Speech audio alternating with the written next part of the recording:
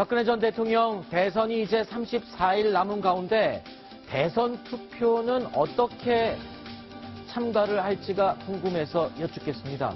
자, 박근혜 전 대통령도 대선 투표에 참가할 수가 있지요? 있다고 합니다. 네. 그러니까 어떤 방법으로 가능한 거죠? 그러니까 이제 구치소에 있는 사람들도 사실 유권자 아니겠습니까? 네. 일단 거소와 근로 제한돼 있는 거지만 일종의 부재자 투표 형태로 해서 투표는 가능하다고 하고 거소 투표죠. 네. 거소 투표 형태로 해서 가능하다고 하고 네. 신청 기간이 이제 4월 11일부터 15일까지라고 하는데 이제 그때 신청하면 가능하다라는 건데 글쎄요. 근데 실질적으로 박근혜 전 대통령이 투표에 참여할 가능성은 좀 낮다고 봅니다. 아니요. 그래도 전직 대통령인데 뭐 그렇긴 한데 죄송합니다.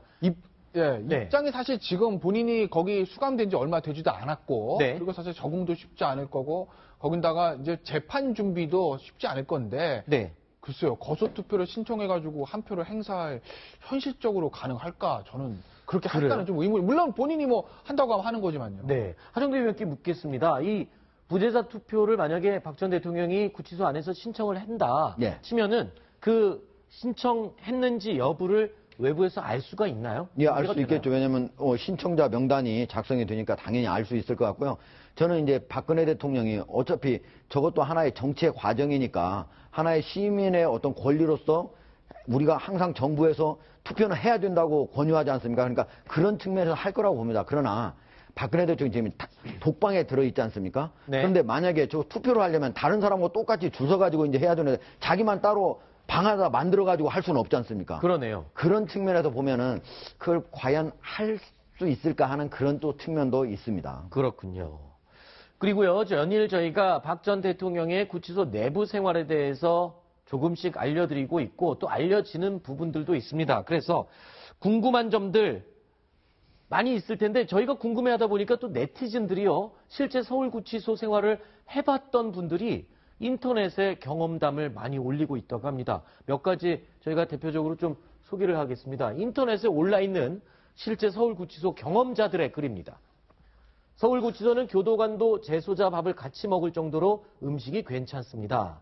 사회 유명 인사들이 많이 오는 곳이라 서로 존중해주는 분위기입니다. 이런 경험담을 올린 분도 있고요. 또 독거실, 혼자 쓰는 방이겠죠? 독거실에서는 조용히 사색할 시간이 많습니다. 그곳에서 오히려 재기의 발판을 마련하는 사람도 많습니다. 라고 얘기를 했습니다. 자, 김태현 변호사가 혹시 이 의뢰인들을 만나러 구치소에 좀 들어가 볼 것 같은데. 많이 가죠. 네. 실제로 수감자들과 교도관들이 같은 밥을 먹습니까? 그걸 물어볼 수는 없지 않습니까?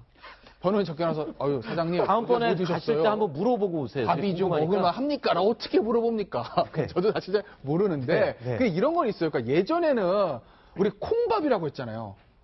실제로 콩밥이 안 나온다면서요? 근데 예전엔 콩밥이 나왔어요. 아, 그래요? 예전에. 그래서 네. 예전에 사법시험 문제 보면 그런 것도 나왔어요. 재소자들 밥을 콩 몇 프로, 보리 몇 프로 이것도 문제 나오고 그랬거든요. 콩밥이라는데 지금은 그게 없어졌다는 거죠. 네. 그러니까 전반적으로 서울구치소뿐만 아니라 전반적으로 구치소의 어떤 환경들이 사실 인권을 생각해서 네. 방의 시설이라든지 식사 같은 것들이 뭐 안에 계신 분들이야 불만이겠지만 조금 올라왔다는 거죠. 그러니까 뭐 이 정도면은 교도관들도 같이 먹어도 된다라는 정도의 그런 표현이에요. 제가 알기로는 교도관이 먹는 식당은 저는 따로 있는 걸로 알고 있습니다. 그리고 이제 독거실 사색할 시간이 많다는 건 뭐냐면요. 서울구치소는 미결수들되거든요. 왜냐면 미결수들은 노역장에서 일을 안 합니다. 그럼 변호인 접견 없고 일반 접견 없고 혼자 방에서 뭐 하겠습니까? 그러니까 이제 책 보고 독서하고 그런다는 얘기인 거죠. 네. 저게요. 기본적으로 이제 서울 중앙지검에서 네. 조사를 한 사람들이 다 서울구치소로 가거든요. 아주 중요한 사람들이 대부분 이제 수사를 하는 게 되는 거거든요. 그러니까 그런 사람, 범털이라고 불리는 분들이 많이 가가지고 다른 데보다 교도관들이 좀 잘 대해줄 수는 있지만 그러나 재소자들의 식사는 모두 1일 1,440원입니다. 그렇죠. 거기 서울구치소만 잘 나올 수가 없습니다. 그렇군요. 예, 그리고 그렇게 만약에 된다면 큰 문제가 되죠. 네, 알겠습니다. 그리고요, 이 서울구치소 내 기상송, 그러니까 아침에 일어날 때 들어야 되는 노래가 또 회자가 되고 있는데요. 이 노래입니다. 들어보시죠. 법은 불편하지도 않아요. 법은 우리를 도와주어요. 법은 우리를. 자, 지킬수록 기분 좋은 기본이라는 노래 제목인데요. 서울구치소에 있는 분들은 이 노래와 함께 모든 하루의 아침이 시작이 된다고 합니다. 김태현 변호사, 그런데 이 유명한 노래가 구치소 말고 또 다른 데서도 들을 수 있다면서요? 검찰청에서 검사를 퇴근할 때 나온다고 합니다. 아, 그래요? 네.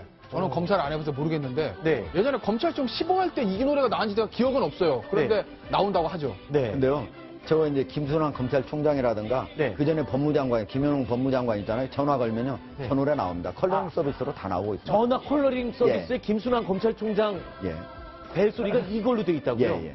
아. 제가 정말 오늘 천생 검사시군요. 예. 김수남 총장은. 예. 알겠습니다. 새로운 소식을 또 알았네요.